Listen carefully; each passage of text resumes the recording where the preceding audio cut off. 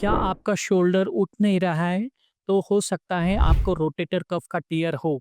Rotator cuff ये एक tendon है जो शोल्डर के अराउंड जो हड्डी रहती है और शोल्डर को मूव करने में मदद करता है, जिसमें 4 इंपॉर्टेंट मसल्स रहते हैं जैसे कि सुप्रास्पाइनेटस और इंफ्रास्पाइनेटस।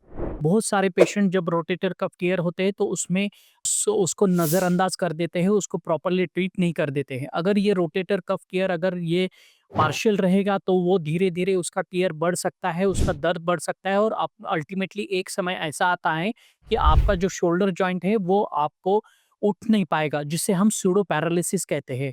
अगर रोटेटर कफ आपका कंप्लीट टियर है और आपने उसको नज़रअंदाज कर दिया है तो जो आपका शोल्डर जॉइंट है वो धीरे-धीरे घसना चालू होता है, वो धीरे-धीरे ऊपर सरकना चालू होता है। जो ह्यूमरस का हेड है वो एक्रोमियन बोन को घिस के उसको शोल्डर आर्थ्रोपैथी हो सकती है और अल्टीमेटली अगर शोल्डर जॉइंट खराब होता है, शोल्डर आर्थराइटिस होता है या फिर रोटेटर कफ आर्थ्रोपैथी होती है, तो वो समय पे अपन रोटेटर कफ रिपेयर नहीं किया जा सकता है। वो समय पे अपने को शोल्डर जॉइंट रिप्लेस किए बिना आइदर रिवर्स शोल्डर रिप्लेसमेंट और total shoulder replacement depending on the case, वो ऑप्शन के बिना कोई ऑप्शन दूसरा ऑप्शन नहीं होता है।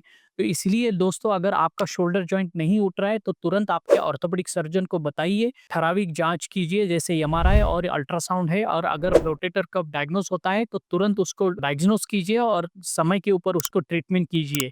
I hope this is clear.